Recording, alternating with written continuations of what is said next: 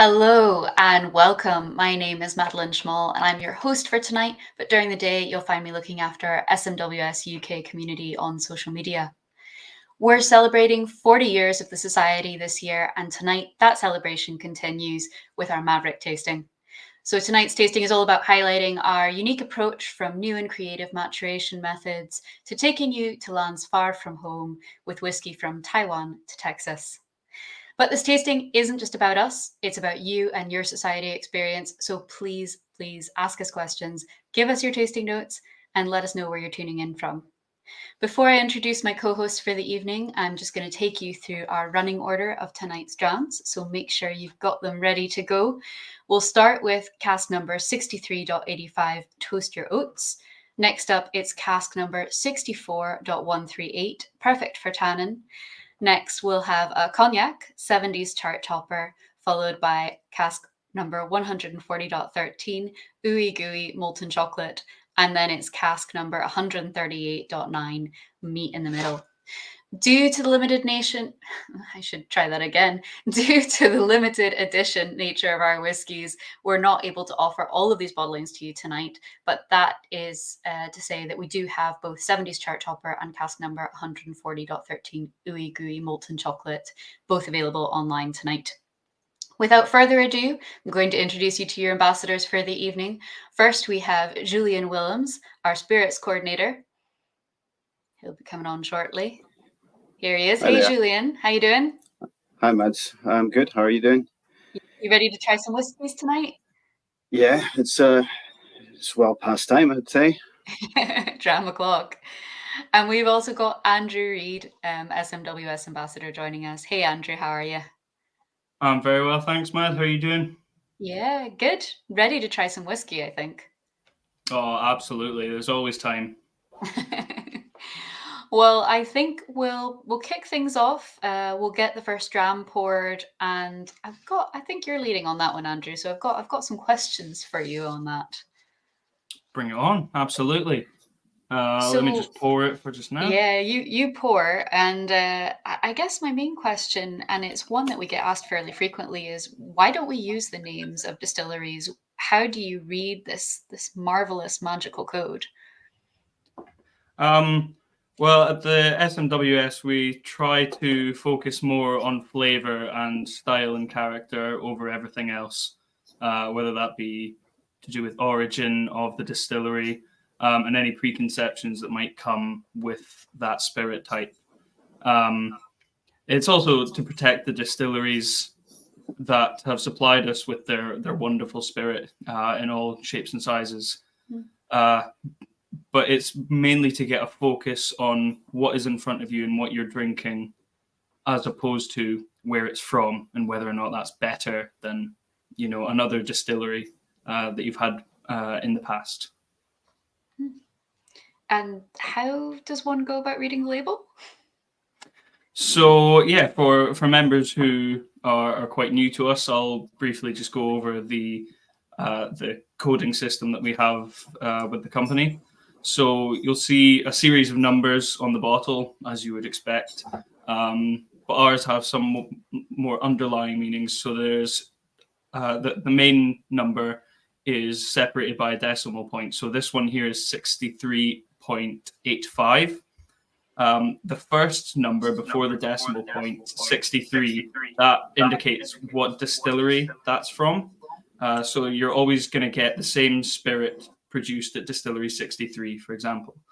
This is a Speyside distillery, one that doesn't usually release many single malt expressions as well. It's from my part of the world, up in Speyside, so close to my heart, this dram. But 63 will always, or the first number will always indicate which distillery it's made from. And the second number after the decimal point will indicate the amount of casks that we have bottled from that particular distillery. So this expression here is the 85th cask of Distillery 63. There will also be another number that you might see that's labeled outturn, and that just indicates how many bottles we actually managed to get out of that one cask. And it will always say one of 190 or 236. And that's just to dispel any notions that one bottle is better or more valuable than the rest of them, because they're all from the same vessel and they're all equally as good as the last. Sounds great. And we've got our this is from our Young and Sprightly flavor profile, I think. Yes, so Young and Sprightly, one of our 12 flavor profiles that we help to kind of divide up the styles of spirit, of which there are many. It is a tough job, but just to make things easier on members choosing their particular style of dram, we divide them into 12 flavor profiles. So this is one of them, Young and Sprightly. We've got things like deep, rich, and dried fruits. We've got 3 different kinds of peated categories as well, because different levels of smoke will appeal to different levels of whiskey taster. And then we've also got our spirits categories as well, so things like Armagnac and Cognac, but we'll touch on to that later. But this is the Young and Sprightly, so you're expecting quite a lively whiskey, very straightforward flavors, a really, really good way to open up the palate if you're joining in on a multiple dram tasting. This is a really good one to open up the palate and delve into what you can find from this particular style of whiskey. Great. Should we give it a try? I think we'd better, yeah. So this one here, as I say, 63.85. This is, where's my bottle? This is called Toast Your Oats. So quite a malty little number here. 8 years old, and it's a first fill bourbon barrel. So first time that that it's been used for Scotch whiskey maturation. 8 years in that barrel. So you're expecting quite a punchy sensation from it. And because it's the first dram of the evening, for me anyway, don't know about everybody else, but this is going to be quite an overpowering sensation. So I always recommend that you have a jug of water on the side, just like this one here that I got from my pilgrimage to Islay. Always keep that close at hand. So this one comes in at 61.2%, so it is all cask strength.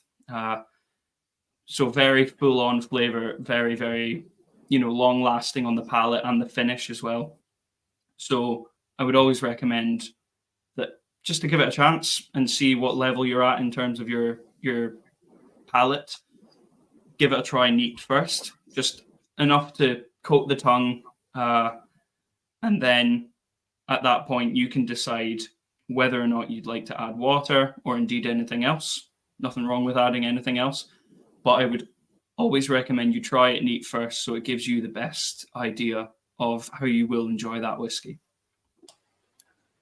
That's very sound advice, and advice that our panel take as well. They will always nose and try neat first.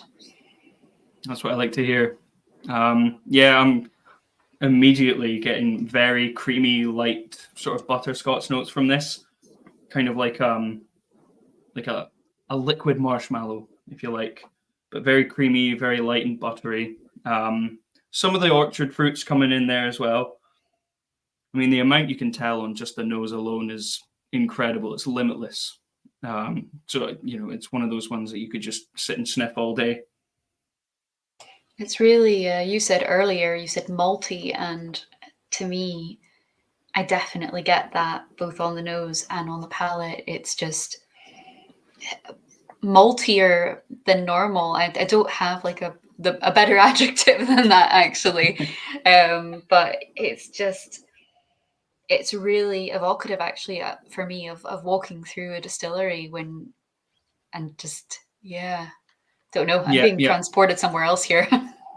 Oh, absolutely. I mean, if you've ever been lucky enough to be on a distillery tour, or even worked in a distillery, you're immediately getting that sense of, mash lingering in the air and the fermenting vessels kicking off. And it's as you say, it's a lovely, lovely malty whiskey. It's a prime example of Scotch whiskey, I think, which is that malty kick, that sort of lingering sensation that you get at the back of the nose and the back of the palate. and just intensified by the use of a bourbon barrel, because you're not expecting many intense and overpowering flavors to come from the barrel itself. Maybe some of the creamier notes, some of the apples and pears, things like that. But it's a very good vessel in which to elaborate on that style of really nice malty Speyside whiskey. So this gets a tick in my book.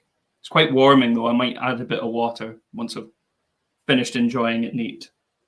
Definitely. And for anyone who's tuning in and wants to know a bit more about the whiskey other than what's printed on the bottle, you've got these wee cards in your tasting kit, and they have the tasting notes and the details. So even if you don't keep the bottle once you finish the sample, you've got the details here. And on that note, I would say don't feel that you need to drink each dram as we're going through it. Come back to them throughout the evening. They'll change in the glass. Your palate will also change as you experience them. So just feel free to kind of come back to them throughout the evening and try them with water, try them without, and enjoy.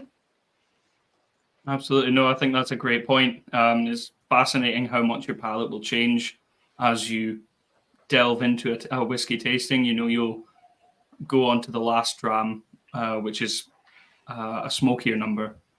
And you might come back to this one and notice a little bit more nuttiness or a little bit more tropical notes. It changes for everybody, but I think it's a very prudent idea to, keep some in the end of the glass, continue with your tasting, and then revisit it and just see how much your palate has changed in that short space of time. I think it's fascinating.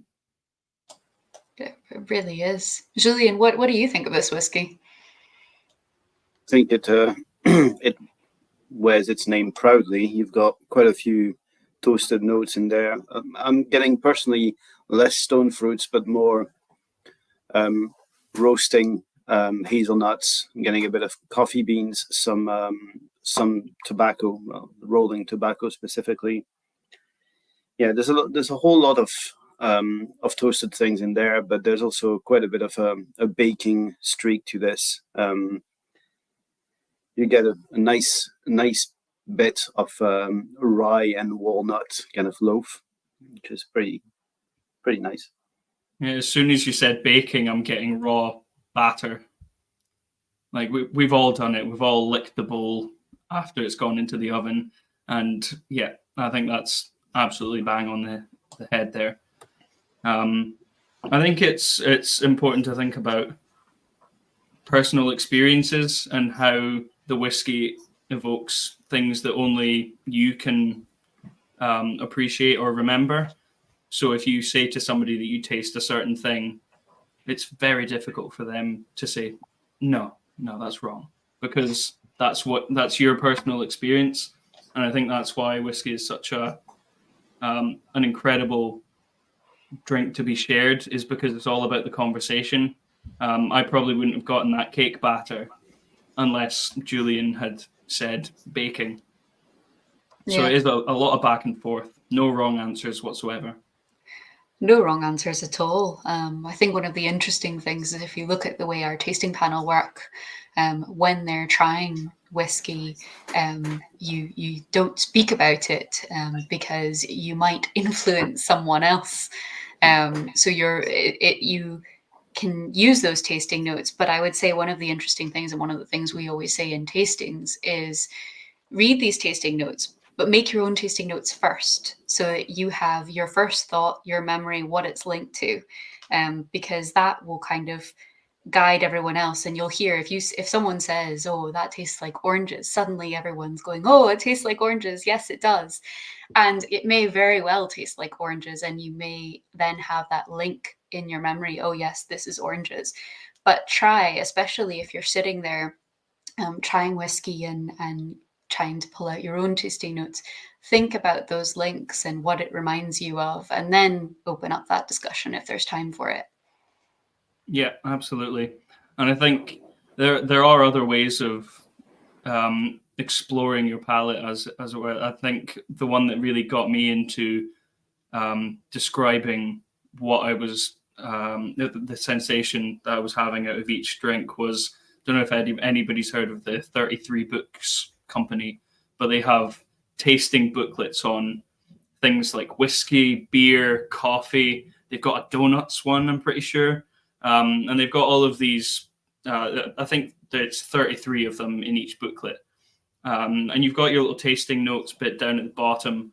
But the thing that really got me, if you're more of a visually expressive person, then they have these stars, these flavor wheels, where you kind of rate each different flavor property in each dram. So you've got, the malty one, the smoky one, the sweet one, the fruity one, and they all, as you go through the book, it creates these visual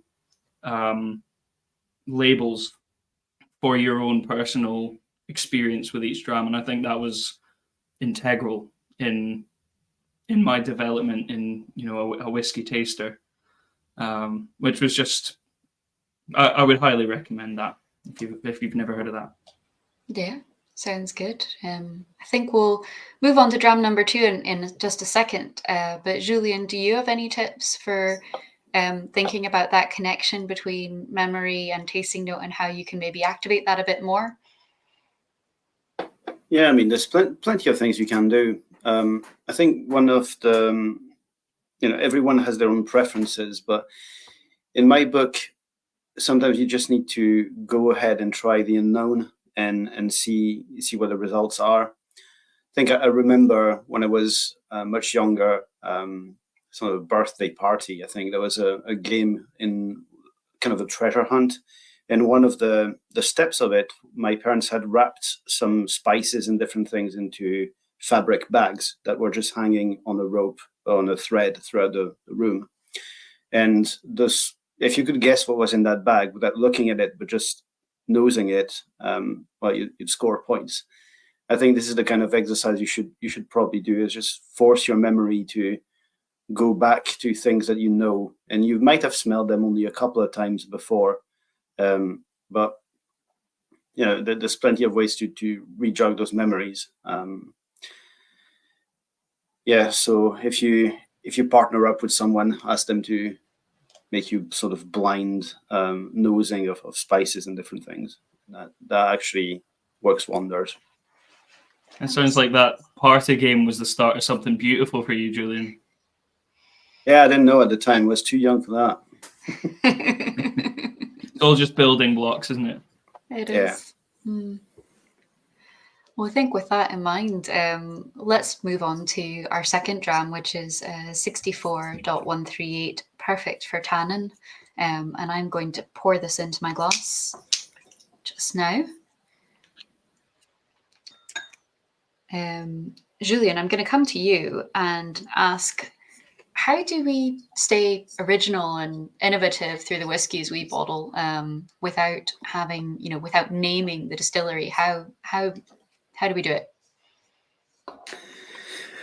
Well, there's many ways of doing it, but I think in this present case, if you look at what's been done, it's about experimenting with what you can play with.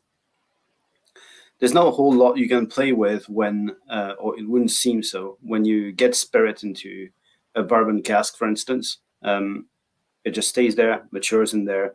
And for many, that's the end of it. But for us, that's just not going to cut it. You need to find something a bit more interesting.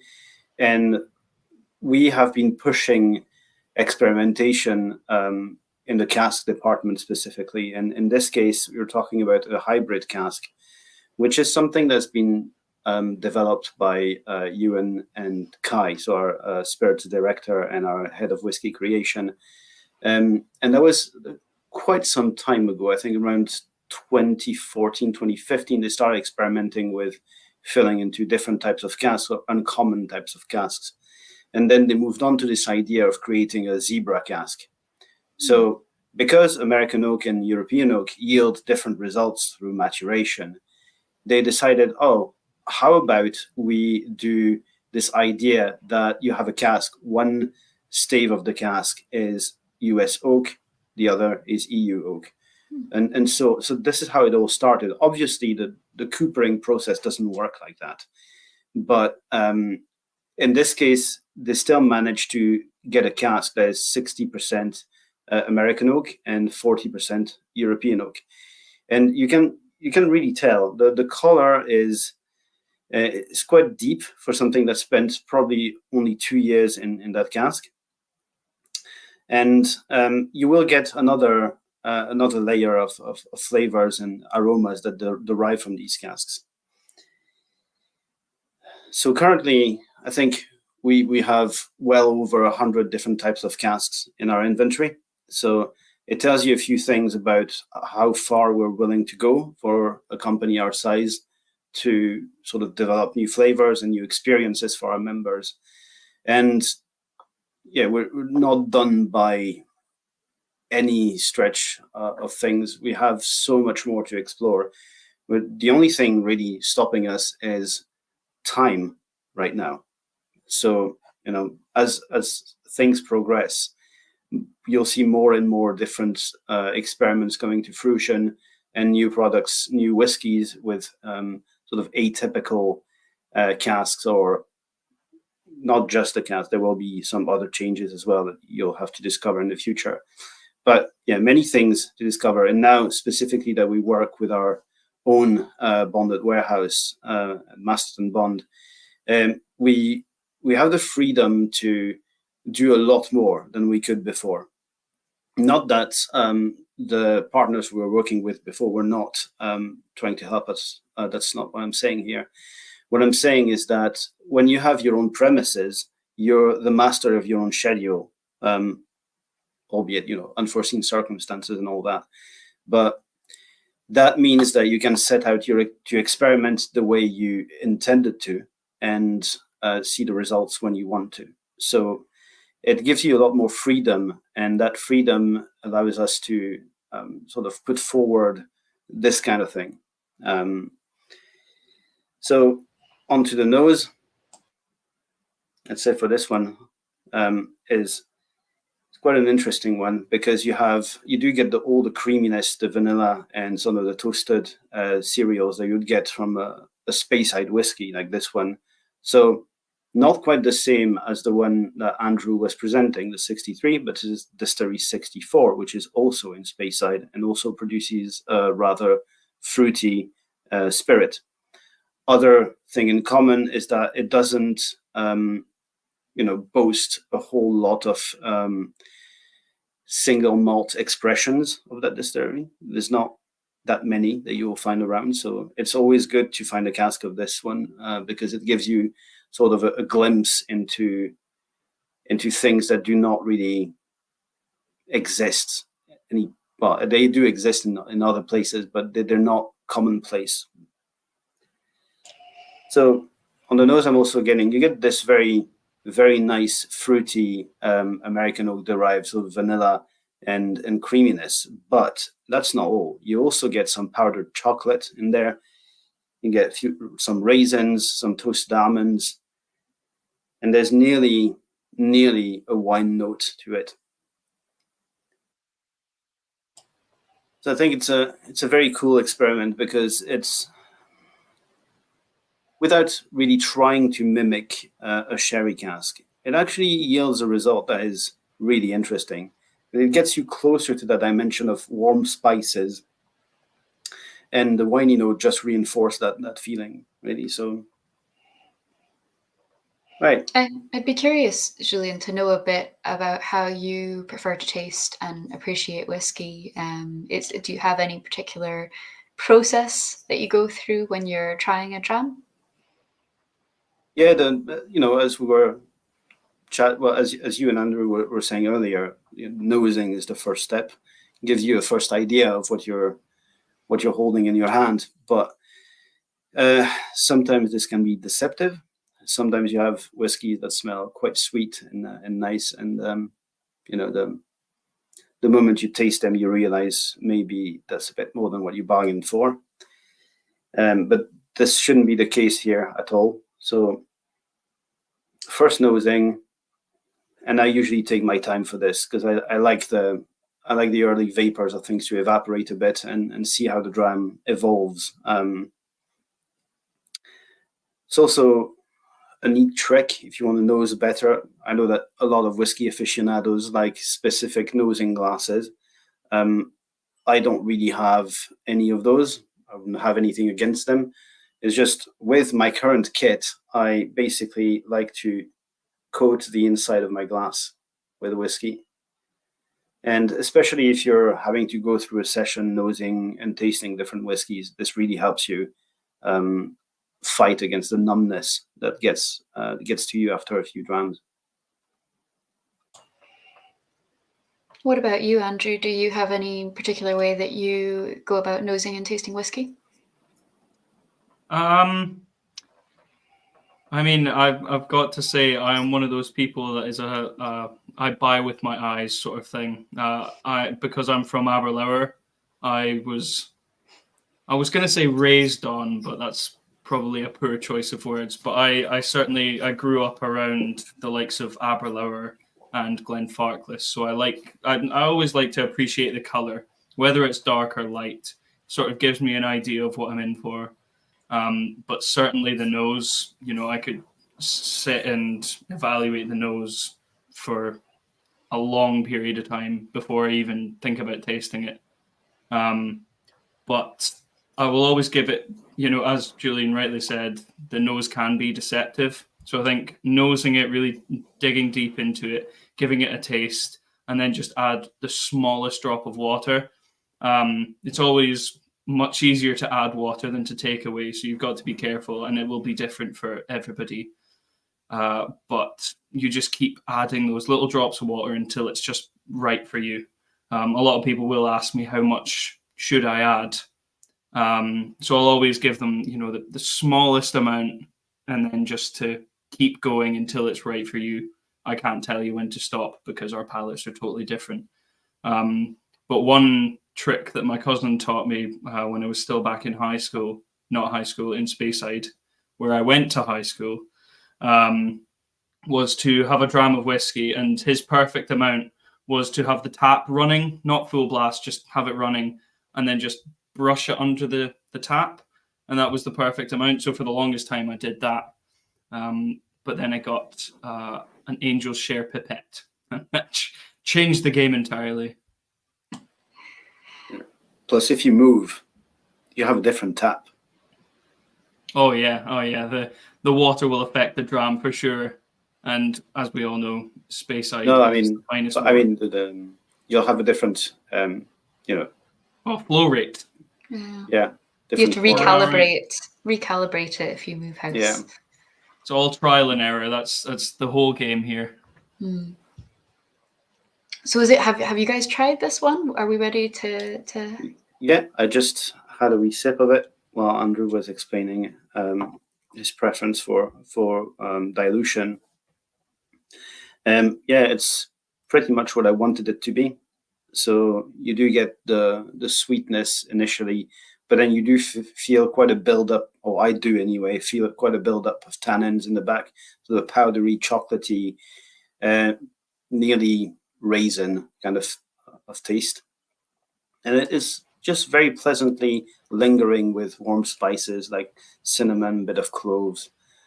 So really, really quite enjoyable. I think this one is as we transition from a Scottish summer to already very soon Scottish autumn.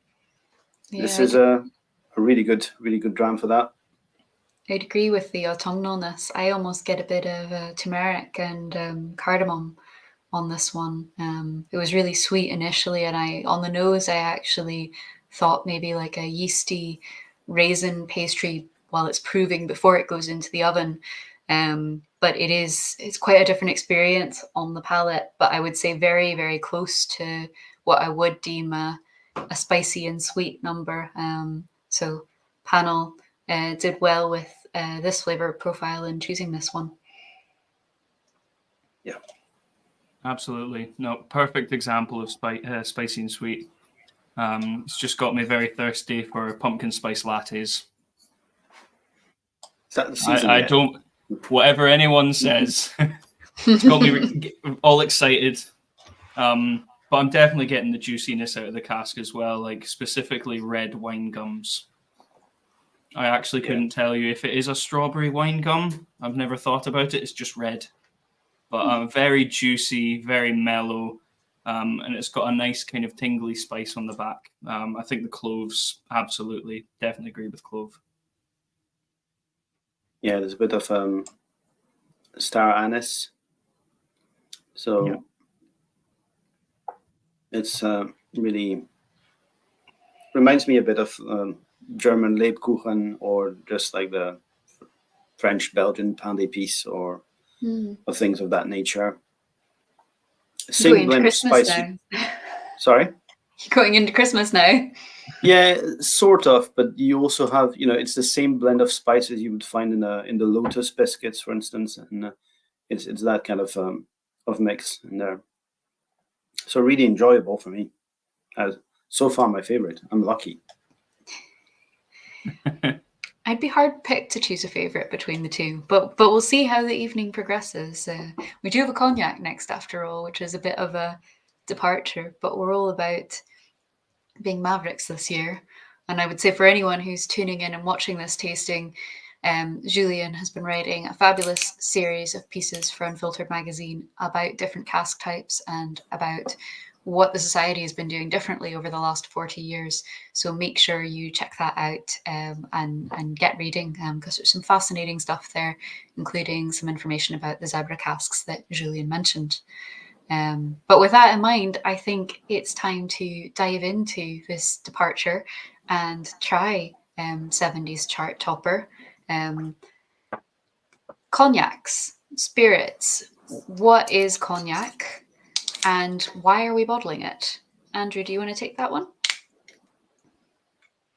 I can certainly try. This is not my area of expertise, but I am here to enjoy the drams as much as everybody.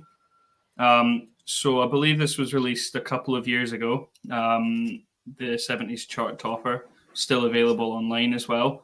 Got a very snazzy label, this one. It's departed from the normal SMWS style.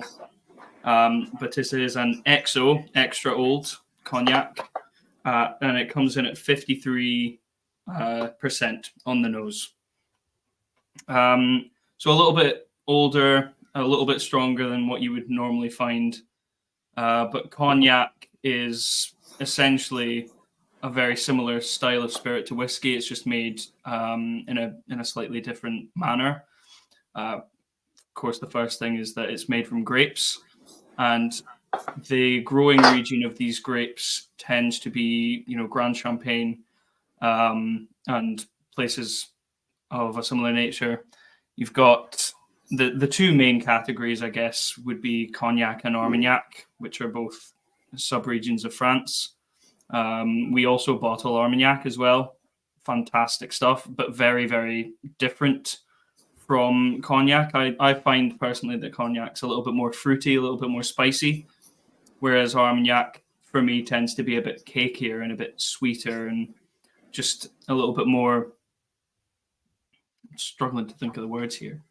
But no, Cognac, definitely a little bit more fruitier for me. Armagnac's a bit more on the... it's more... Sometimes I find it a lot more complex, but also a bit more raw. And it has to do with the way they are distilled. But if we go back to Cognac, so if I can say a couple of things about this one, as you mentioned rightly, it's been released a couple of years ago.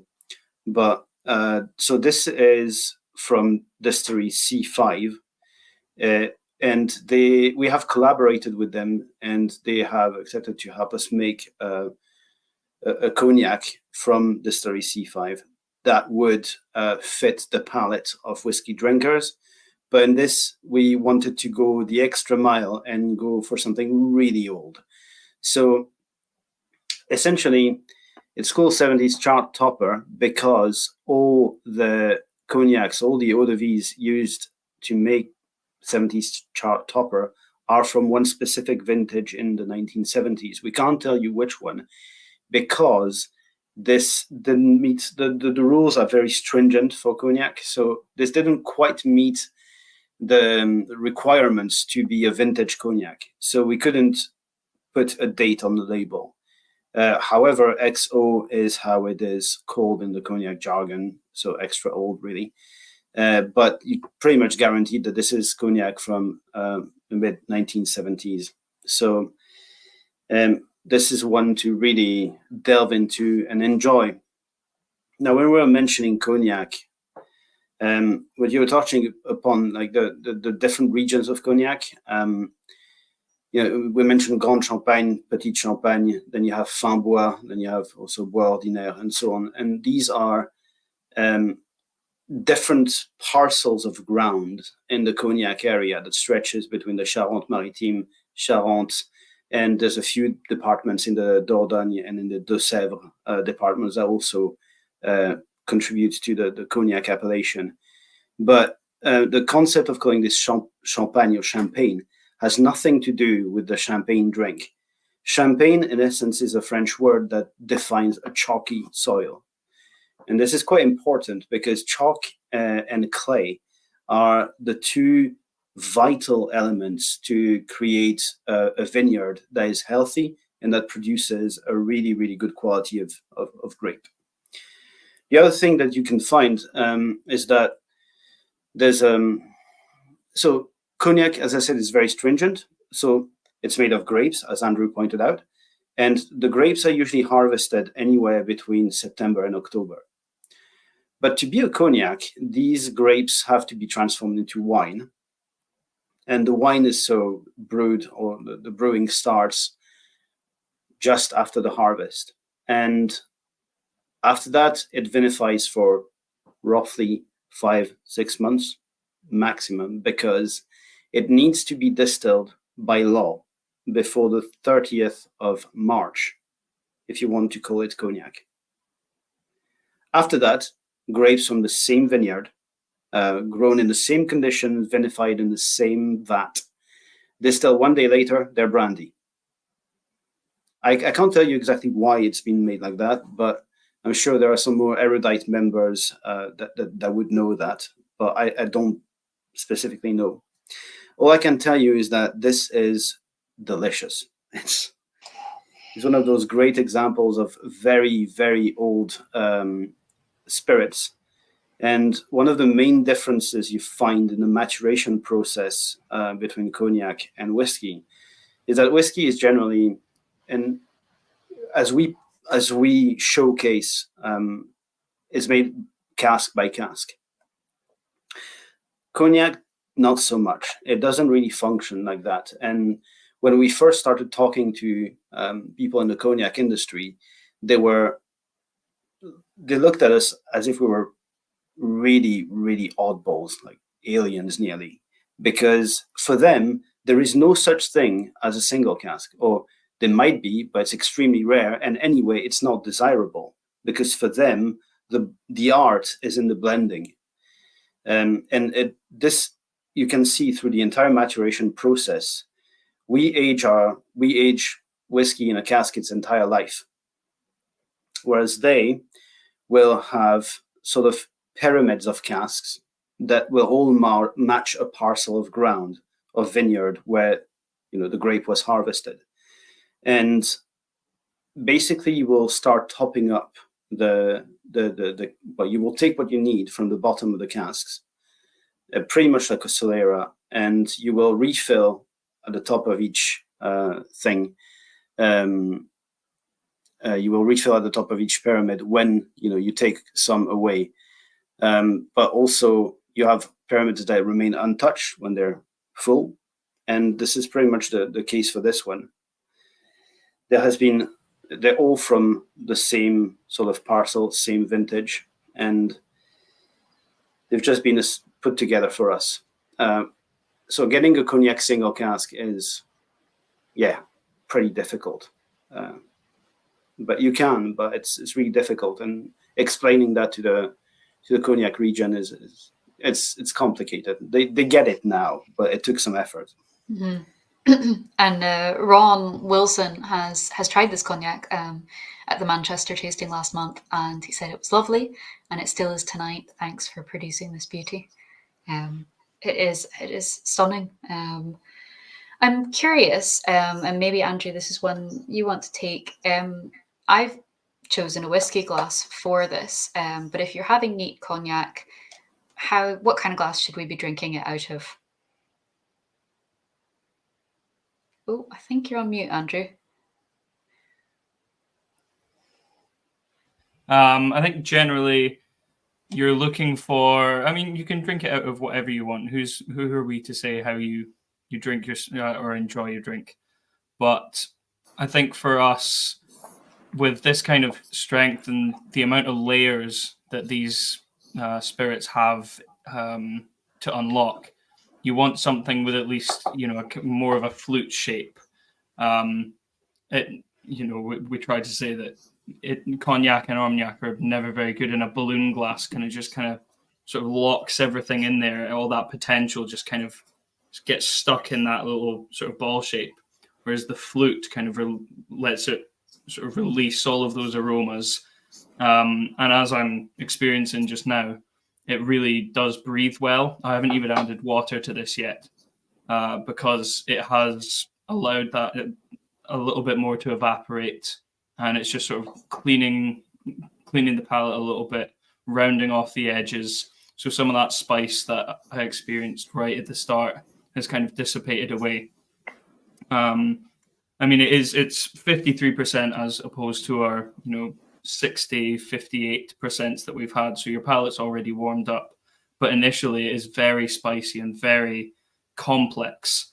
So a little bit of water might open that up a little bit and separate the layers, if you will. So you'll get more of an initial flavor and then a little bit more of a finish.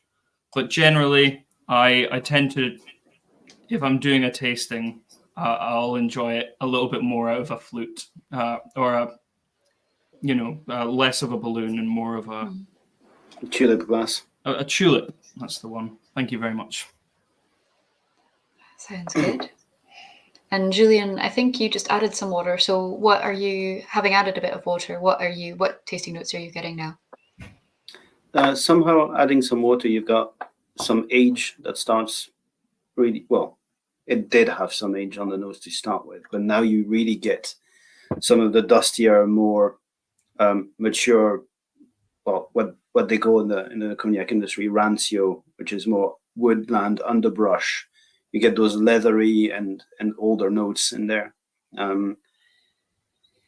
It's really, really good because it loses nothing of its complexity and it still smells incredibly fruity and lots of marzipan is there in there as well. It's just really good. What do you get, Matt, for the nose and the flavor? Well, I've just added a bit of water there. So on the nose, controversially, it's almost starting to be a bit rum-like for me. So vanilla, loads of vanilla, but also kind of darker wood notes.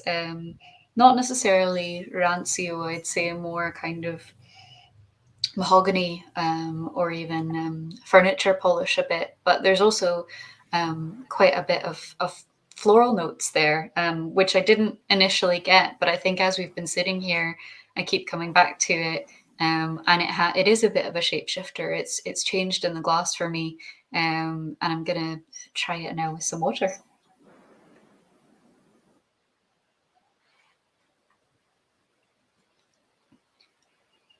Yeah, I think it becomes quite estery with water for me. Yeah, lots of fruitiness to it.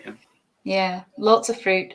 Not necessarily your kind of deep, rich and dried fruits, more tropical fruit, but just really delicate hints of it, and almost manoi oil and tiar flower, which is the tropical notes are a bit strange for a cognac, but I'm very much enjoying it. I think you're kind of touching upon something really interesting here because cognac in France and in the region it's produced is not necessarily enjoyed neat. One of the most common ways to drink cognac is as an aperitif diluted with tonic water.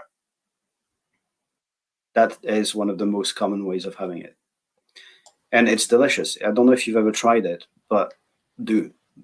Maybe not with this one. It would be maybe a shame, but you know, it is delicious. So I'm pretty sure it will make a delicious mixer as well. And would you, so tonic water, cognac, and ice, or just the tonic? I'll leave that to your preference. I think like in French summers, I would say yes, ice.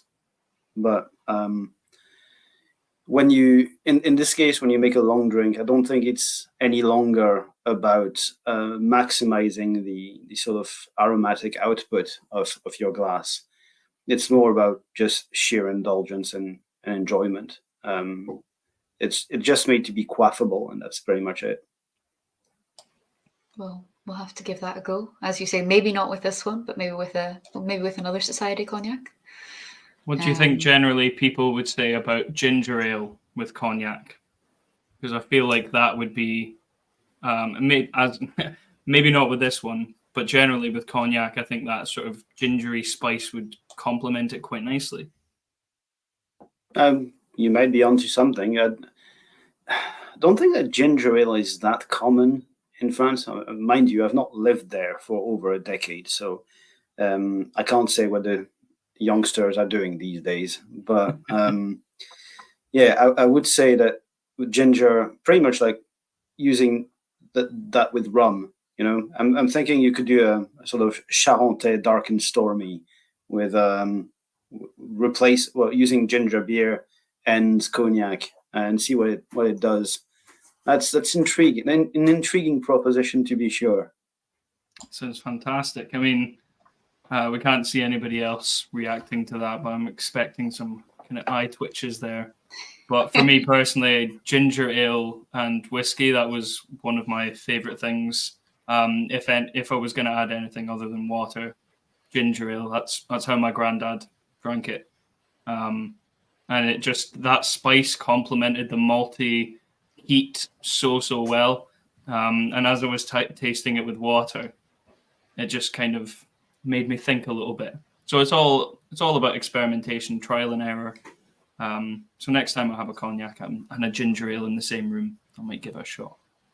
Well, I think that's an excellent point. I mean, at the society, we're always saying it's your whiskey, it's your cognac. You do with it what you want to. So if you want to add ice, if you want to add tons of water, if you want to put it in a cocktail, try it. We have had some amazing cocktails with society whiskies in them. I'm not sure we've done one with cognac. Maybe we have, but I know certainly we've played around with our single cask rums. So try it and see what you enjoy, because at the end of the day, we're all about flavor and enjoyment, and how you enjoy it is entirely up to you. I can't recall, Mads, but I think that can't recall which year, but I do think that I think it was Anthony Dacro who put forward a recipe for a sidecar type cocktail, which was based on cognac. I can't remember which year that was, 2018 or 2019. Yeah, that does ring a bell now that you say it. I've got the image in my head, so we can share that that cocktail after the fact if anyone wants the recipe. We'll dig it out and we'll pop it in the comments. We did promise tonight that we would take you to lots of different lands, and I think now is a really good time to move on to the next dram, which is from the US and from Texas. It's cask number 140.13, Ooey-gooey molten chocolate, which is quite a mouthful to say. Some of these names are challenging at the best of times. But the colour on this one, I'm really looking forward to trying it. Juicy oak and vanilla, 4 years old. First fill HTMC barrique, and it's 65.1%. So we'll give that a pour. Wow. After 5 years in a barrel and it comes out like that, that is absolutely stunning.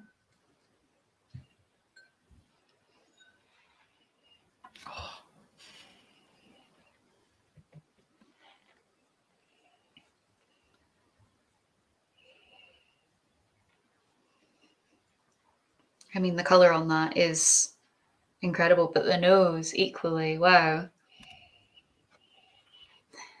Quite a departure from the cognac.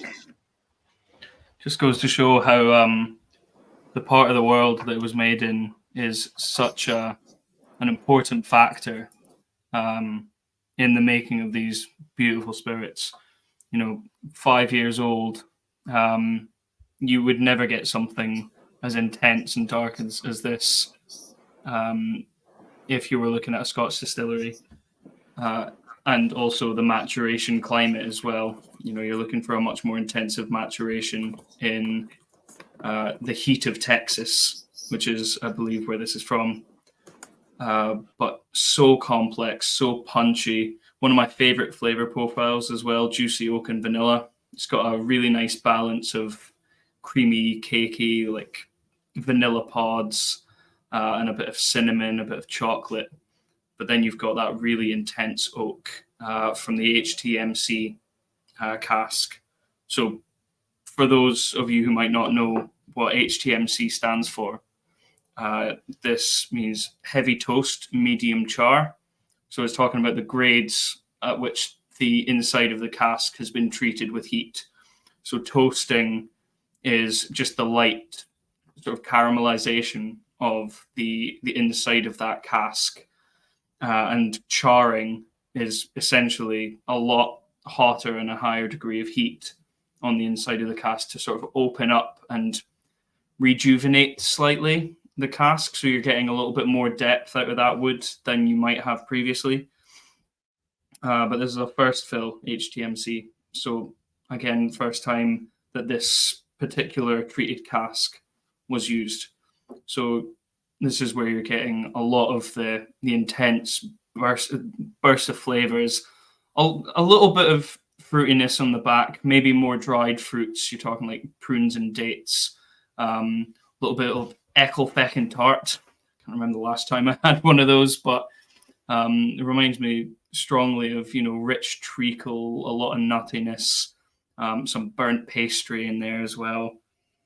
Comes in at a little bit stronger than the previous drams. So this does well with a little bit of water, but you'd be surprised as to how palatable it is at 65.1%. It's just a phenomenal dram. Ron Wilson saying amazing color, liquid chocolate brownie. And on the palate, I definitely say that, although like nose wise, you said, I can't pronounce the name of that tart, so I'm not going to try and embarrass myself here. But I got quite an American tasting note because I grew up in the States. And for me, it's a snickerdoodle cookie, which is a type of sugary, buttery biscuit, almost like shortbread, but not quite. Yeah. Very similar. I mean, Eckelfecken, it's a lot of dried fruits and nuts. So just about the only way that my parents got me to eat fruit back in the day. But very nutty, very crispy, quite small, so mouth size or bite size, excuse me. But very, very rich and a long-lasting palate as well. I think the 70s chart topper was a very good warm-up to this because it is very, it's a prolonged flavor, the initial palate and the finish as well, but not as hot and spicy as you would think. There's maybe a little kind of fizz or a tingle on the tongue as you drink. Kind of reminds me of sherbet, if there is such thing as a Coca-Cola sherbet. I'm not sure. Maybe there should be.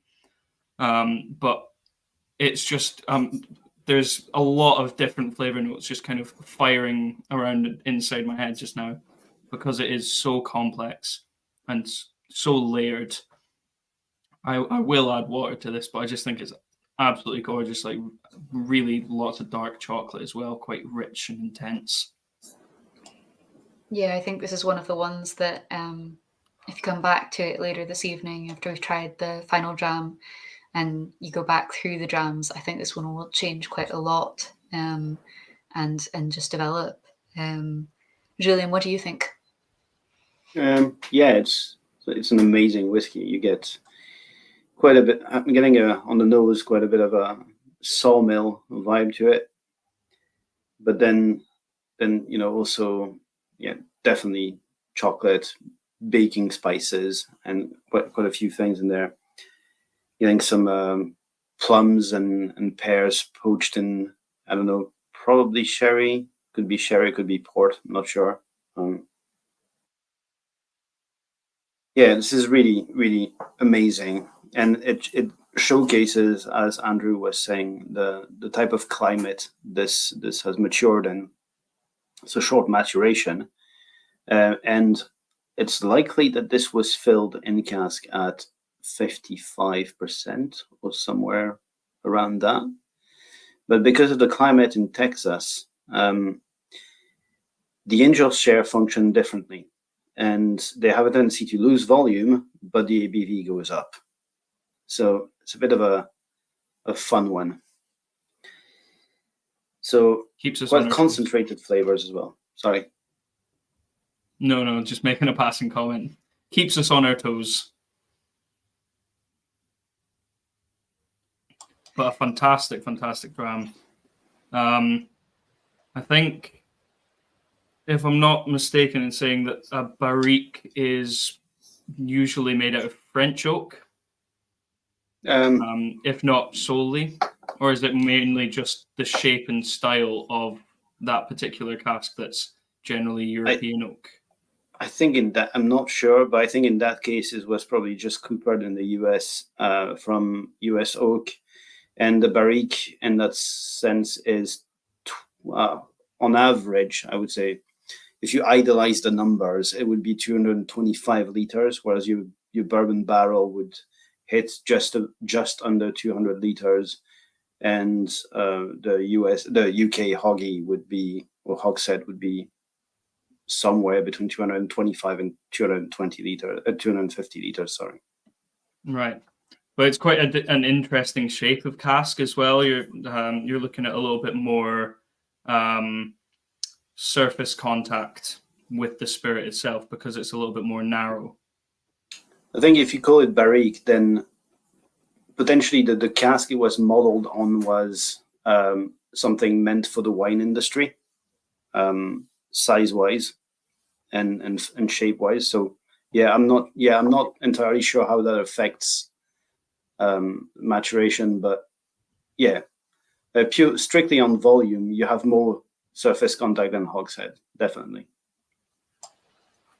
Oh, we've got some notes coming in. Ron has said, I'm now Googling Coca-Cola sherbets. I need one of those. And Anne, who's just joined us, I think, saying hello, and she also is looking after them. So, Andrew, you may have created a new demand here for something that doesn't exist, or maybe it does. We'll have to look it up at the end of this tasting.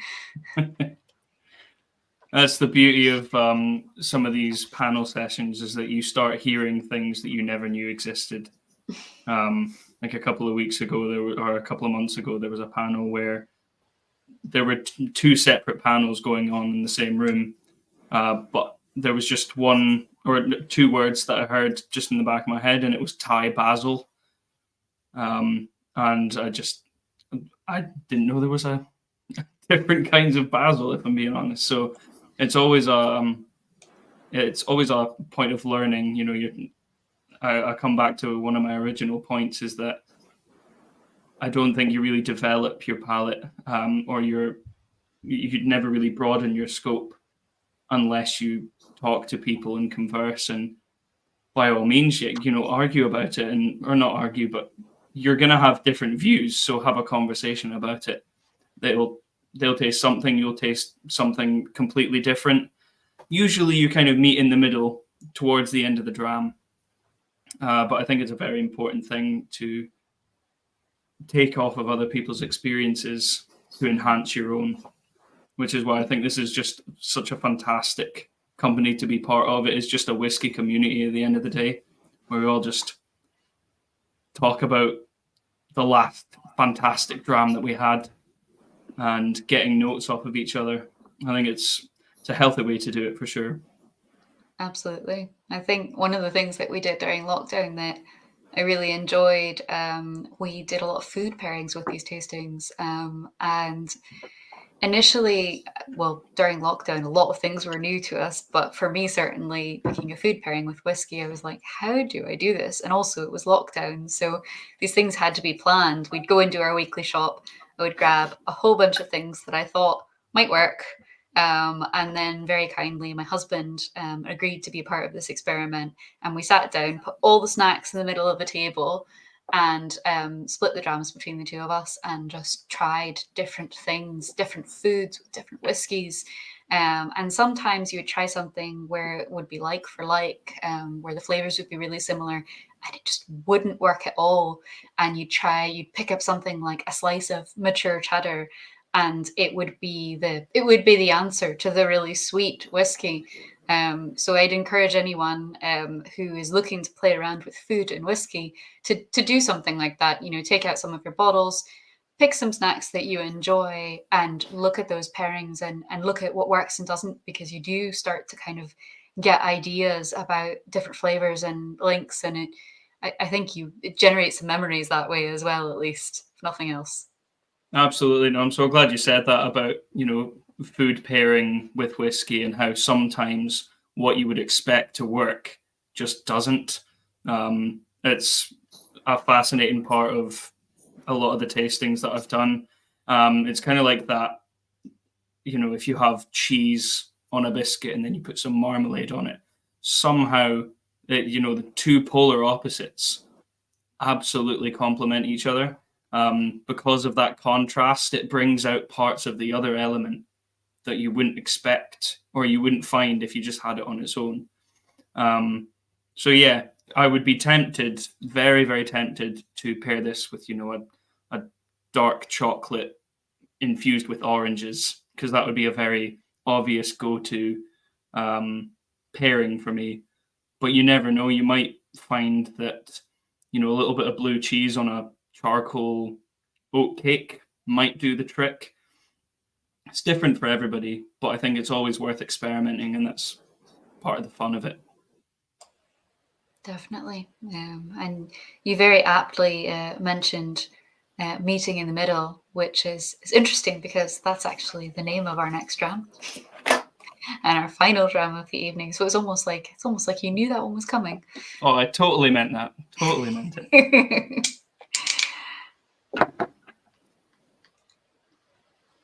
And I would say, for anyone who's interested in these whiskies, or actually the tasting pack. So this tasting pack is still available online if you're wanting to pick one up and try these drams for yourself, or if you're wanting to try them again. We also do have the 140.13 Ooey-gooey molten chocolate and 70s chart topper available online. So if you do happen to have those two and they're your favorite of the evening, you can pick up a bottle. And Anne's got a great point there. A selection of cheese, chocolate, and olives goes well with most tasting packs. So there you have it. Be prepared for your next tasting with snacks.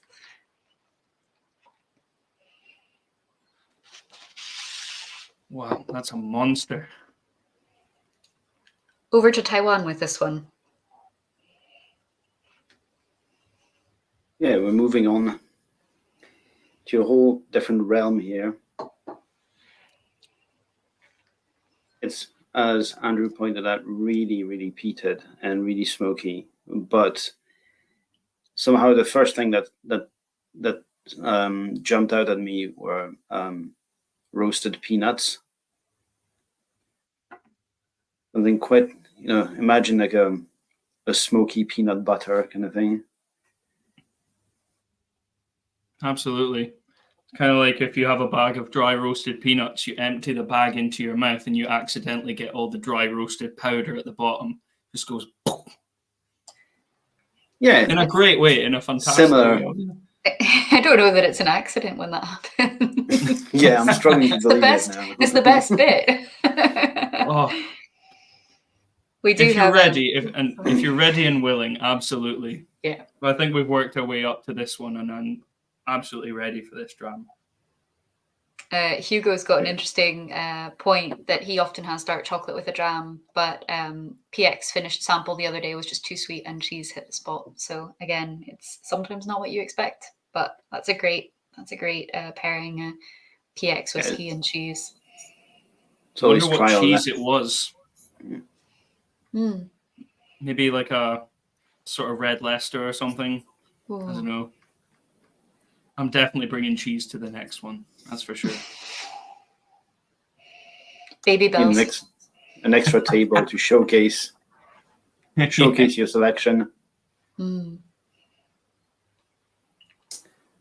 Yeah, so we were talking about the previous dram maturation in Texas, which is obviously really, really warm. So here we're talking about Taiwan, which shares part of the temperature side of things. Humidity is a lot higher, so you'll see different things happening here. It has matured for a similar amount of years. It's about the same age, I think, actually. And yeah, the flavors that developed in here are quite different. And the 140 that we tasted earlier does also have peated malts, and I can guarantee you that develop nothing like that. They are delicious in their own right, but it's not the same type of maturation. So here we're talking about the first fill, number 3 char barrel. So as Andrew was pointing out earlier, you can do different heat treatments on wood to obtain different results. And the reason you would char a cask is because you want to crack the surface of the wood. And by doing so, the spirit can easily access the deeper layers of the wood. And because you're charring, heat is not distributed uniformly, meaning that you will char the superficial layer of the wood. But Andrew was talking about toasting earlier, which sort of caramelizes the wood. And this is what happens between the layer of charring. So here you get high temperature, probably a higher humidity level, 6 years of maturation in a cask that is by nature made to be active. And this is what you get. So intense is, understating it. So what do you guys get there? I get a lot of kind of, I do get some charred notes in there, but I also get quite a bit of kind of smoky sweetness, and I think with the addition of water, this dram will become quite sweet. But it's almost like dark fruits, kind of brambles. I do find peat reminds me of the autumn a bit, so I'm getting that kind of bramble jam, but next to maybe a bonfire in the woods. Yeah, I can see that. What about you, Andrew? I think it's one of those deceptive drams that we were talking about earlier. It smells slightly different to what it actually tastes like. You expect a little bit of like I'm getting a lot of meatiness on the nose, a little bit more of a peat smoke, but then on the palate, like a bit more sweet charcuterie. It's still got that meatiness, but it's a lot sweeter and kind of honey cured bacon. Not as much smoke as I would expect from the nose, but still just so powerful and so much depth to it. Yeah, there's lots of sweetness, as you point out. I'm getting a lot of, as you say, honey cured. Not sure if I'd go as far as saying like honey cured ham, things like that, but maybe not as much salinity as you would get from ham. It's maybe a sweeter type of meat. Maybe imagine if you just like honey cured a chicken or something like that, or honey roast chicken. Honey roast chicken. There we go. A new thing, another thing. Add it to the list. Oh, I'm sure someone's done this before. Otherwise, it seems a bit of a missed opportunity in mankind.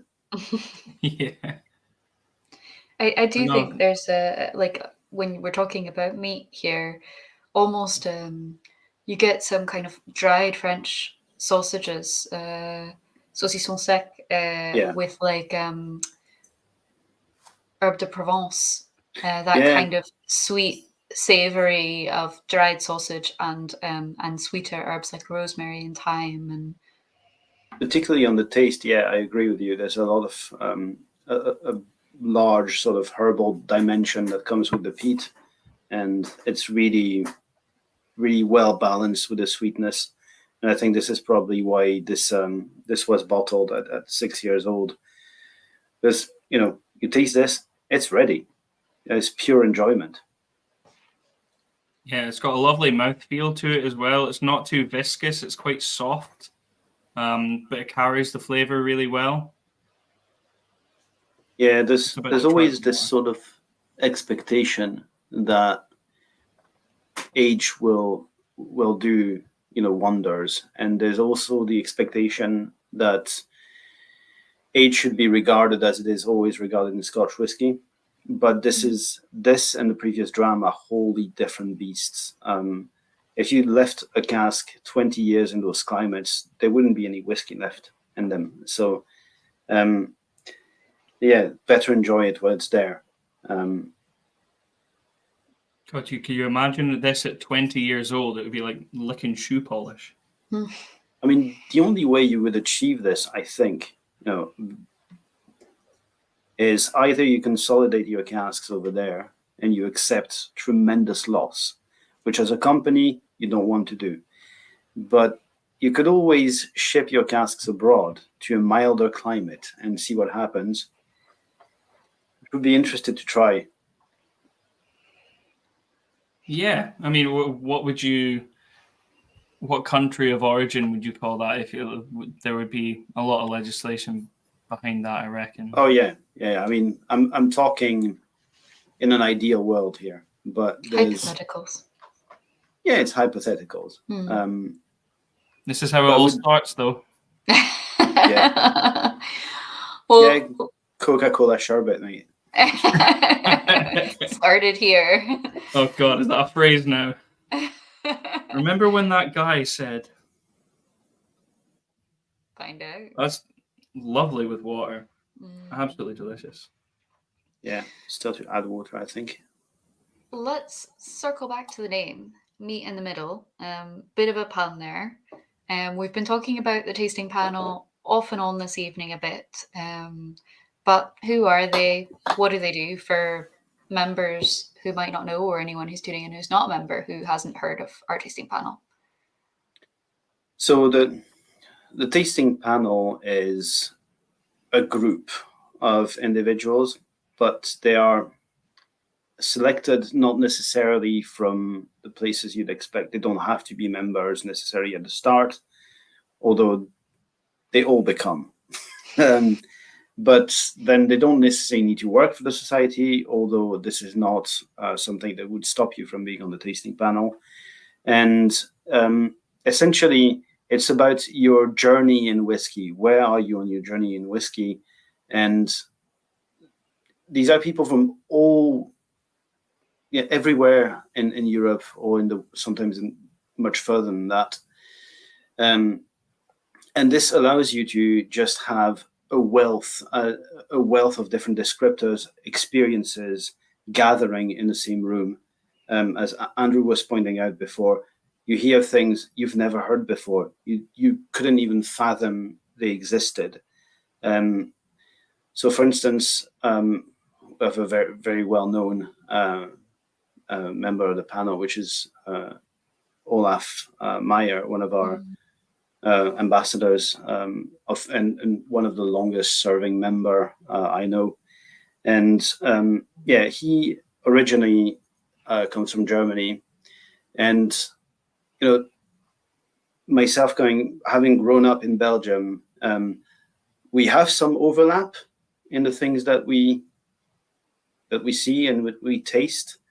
But if you take someone like that would come from the US, or that would come, I don't know, from Taiwan, for instance, we wouldn't be speaking the same language, aromatically speaking.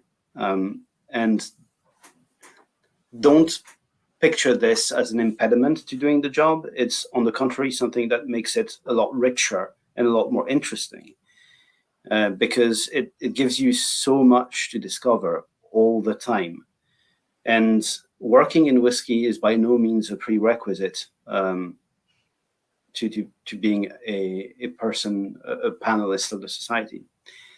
But yeah, it does.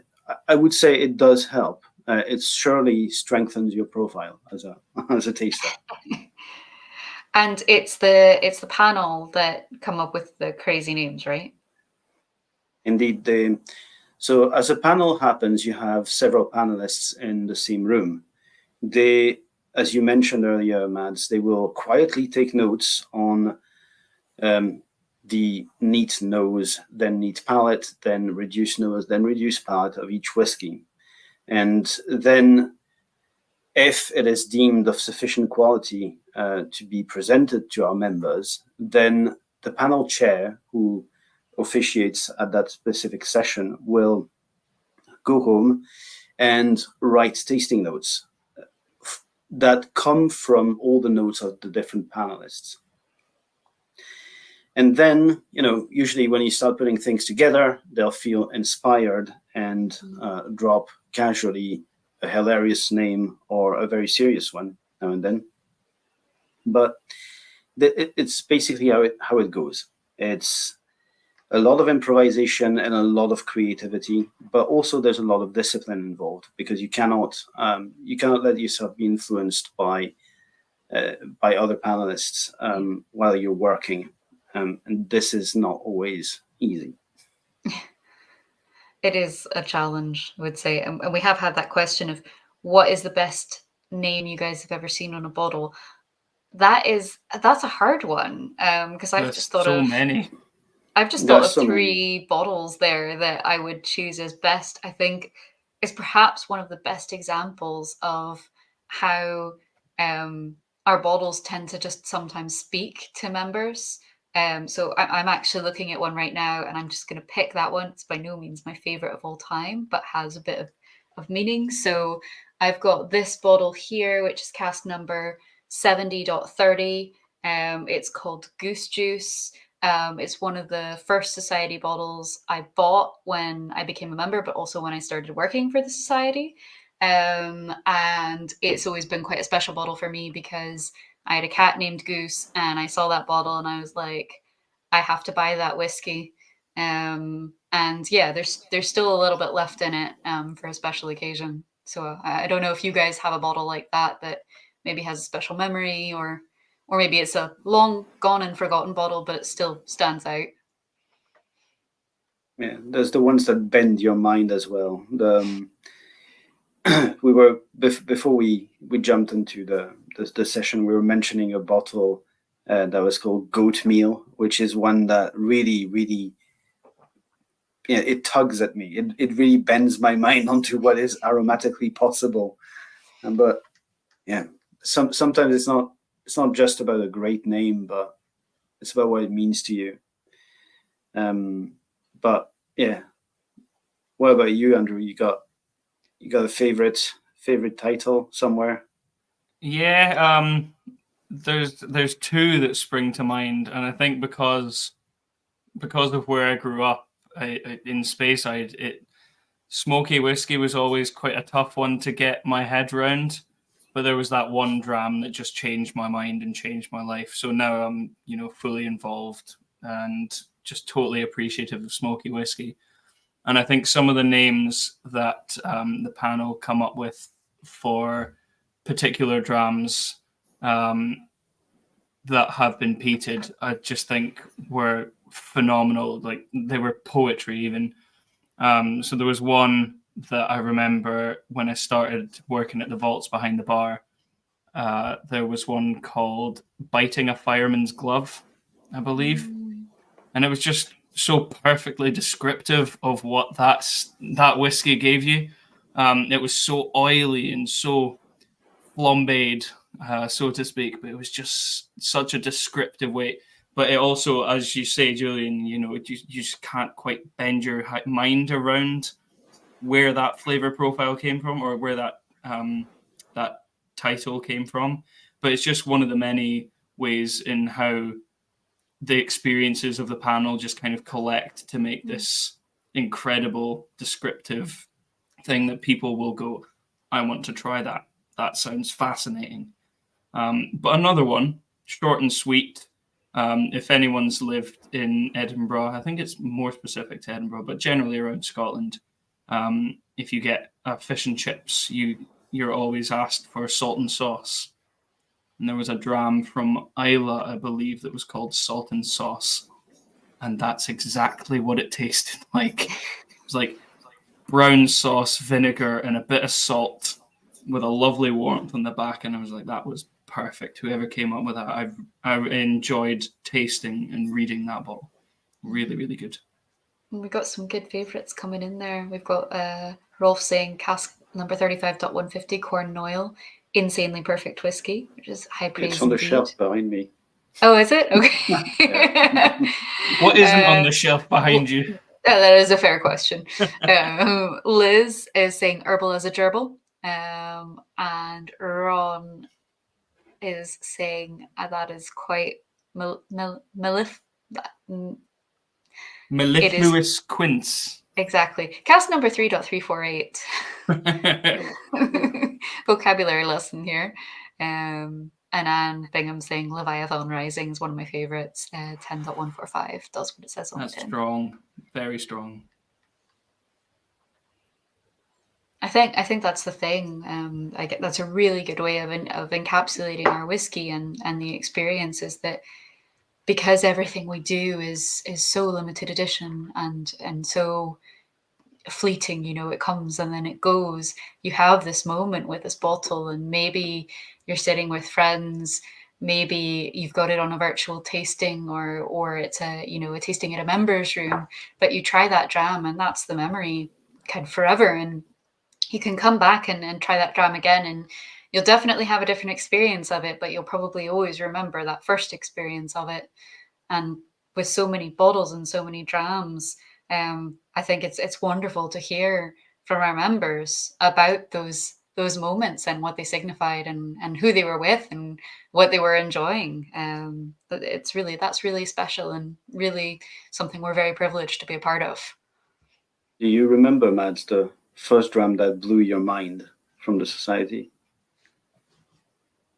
It's a difficult question because there may be a few, but I think it was probably the first time I had a distillery that I recognized, where I knew what the distillery number was, or I knew what the distillery was, and I had maybe a bottling from that distillery and then tried one of the society releases. So for me, and it would come as no surprise to you usually, and it was a 26. Which one? I can't remember exactly. I suspect it might actually be one of the ones behind me, though that may not be the case.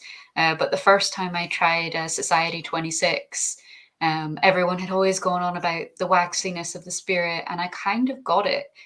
But it wasn't until I tried Society whiskey and that one in particular where I was like, I get it. I understand how a whiskey can be waxy or oily or have all of these textures and mouthfeels that I had just never experienced in spirit generally before. And that was just a really cool moment. yeah. What about you, Andrew? You remember your first epiphany? I do. I really do. It was a 46 point. It was in the 50s somewhere. Pas de deux. Yes. It was a 26 or 27-year-old Speyside. And I remember thinking, like, it's what strength? And it's that drinkable? That's amazing. That's absolutely incredible. It was just the viscosity of this whiskey that just carried such light flavors. 46 is a personal favorite of mine because of the distillate style and the still design for me creates very estery pear drop flavors. Obviously, that changes between age and cask type as well. But this one for me, because I knew that distillery already, it was just so much more of what I thought I knew of that distillery.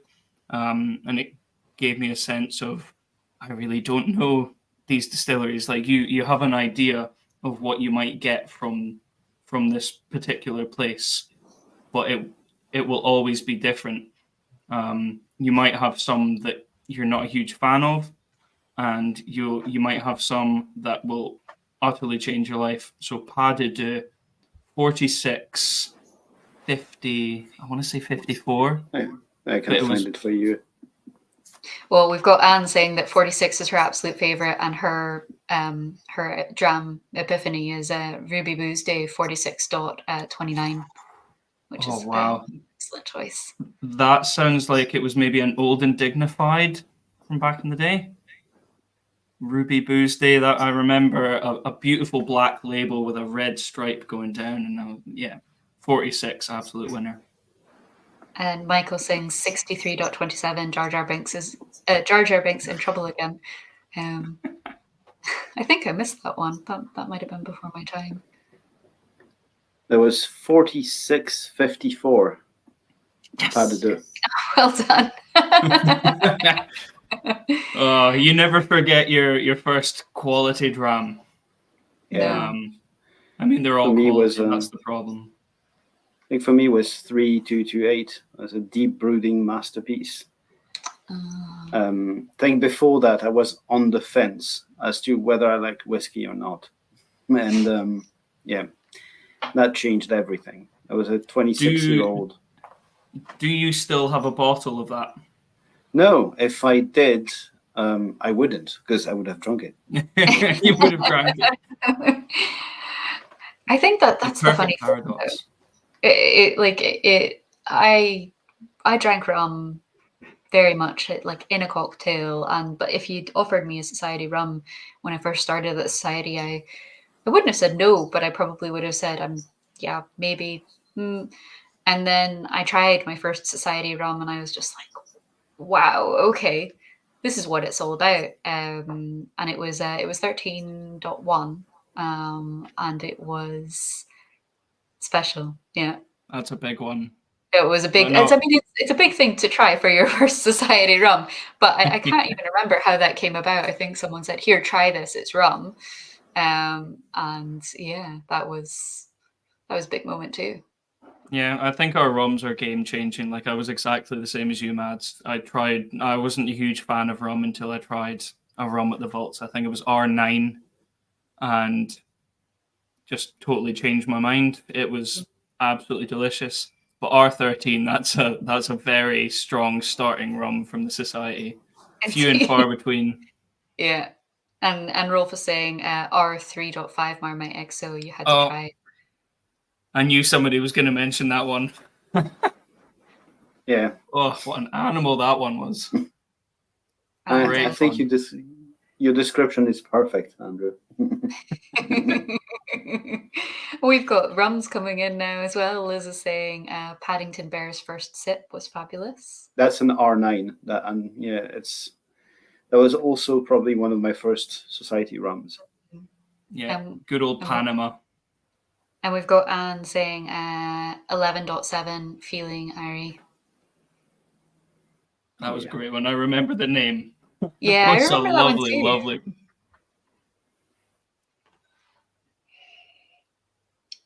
Well, we've gone to rum. We've had cognac. We've had whiskey from Taiwan and Texas and Scotland.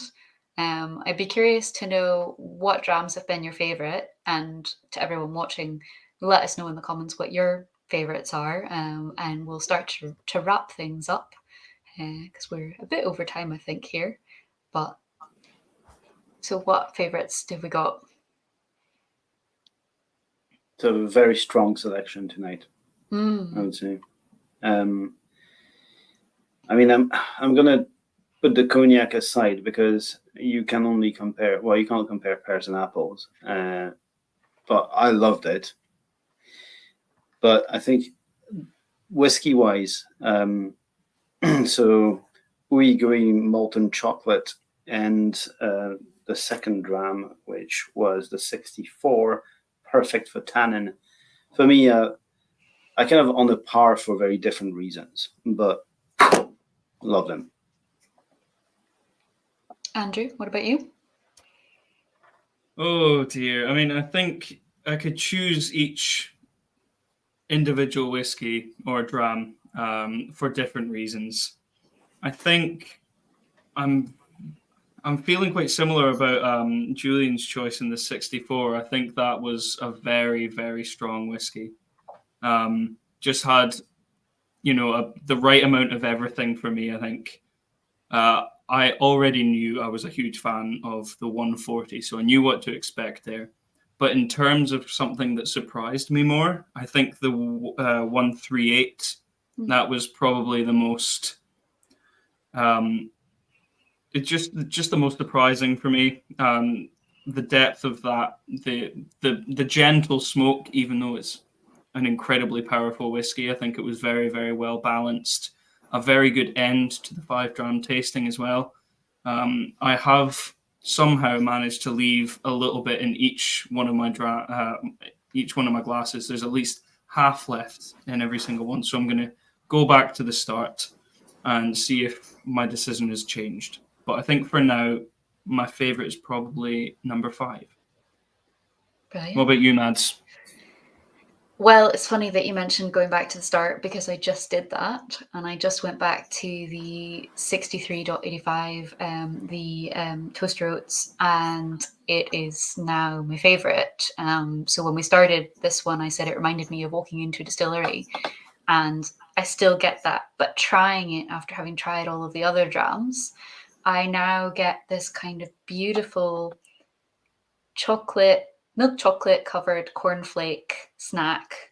And it's delicious, and it's not something I got when I first tried it. So I may well change my mind by the time I get to the end of trying these, but for now, I'm going to say that 63 is my favorite. Wow, yeah, no, I just took your advice and had a little sip there. Chocolate, absolutely. I'm getting more Milky Bar. Very, very sweet white chocolate. A little bit less of the oatiness that I got at the start. But just goes to show that what we were all saying about how your palate changes throughout the course of a night. Just went back to 64. Does that smell of espresso martini or what? Let's see. Yeah, I could see that. Wow, yeah. If Or you had almost a like wedge of orange in espresso martini. Yeah, maybe even some bitters, I think some bitters in there as well, potentially. God, have we come up with a new cocktail as well on top of everything tonight? Could A be. mix of espresso martini and an old fashioned. What is going on? I don't know. That one might be ambitious, I think. We'll report back on that. That'll take some sailing. Well, guys, I've got a few announcements to do at the very end. So you guys can stay on and I'll do those, and then we'll do a wee cheers to everyone who's still watching. So I would say there's a lot more to get involved with in the society. Keep an eye on smws.com/events and your emails.